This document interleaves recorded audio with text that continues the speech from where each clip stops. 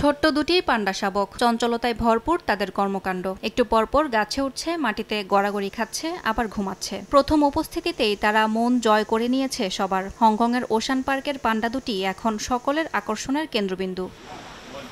বড় বোন ও ছোট ভাই নামের পান্ডা দুটির জন্য শহর জুড়ে চলছে উন্মাদনা। পান্ডা সম্পর্কিত পণ্য প্রচার, এমনকি জনসাধারণের জন্য নামকরণ প্রতিযোগিতার ঘোষণাও দেওয়া হয়েছে। পান্ডার সাজে নাচ গান সহ রয়েছে বিভিন্ন সাংস্কৃতিক উৎসবের আয়োজন। শাবক দুটি শুধু এই শহরের গর্বই নয়, প্রাণী সংরক্ষণের একটি অসাধারণ সাফল্যও বলে জানান সংশ্লিষ্টরা।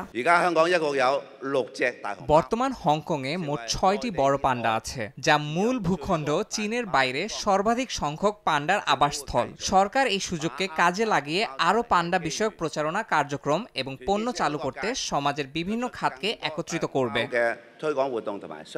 পান্ডা শাবক দুটির জন্মও এক বিস্ময়। বিশ্বের সবচেয়ে বয়স্ক পান্ডা তাদের মা ইং ইং 19 বছর বয়সে যমজ পান্ডা শাবকের জন্ম দিয়ে রেকর্ড গড়েছে। জন্মের সময় শাবক দুটির ওজন 120 গ্রাম থাকলেও 6 মাসে ওজন বেড়েছে 10 কেজিরও বেশি। এখন শাবক দুটি দক্ষতার সঙ্গে গাছে উঠতে পারে।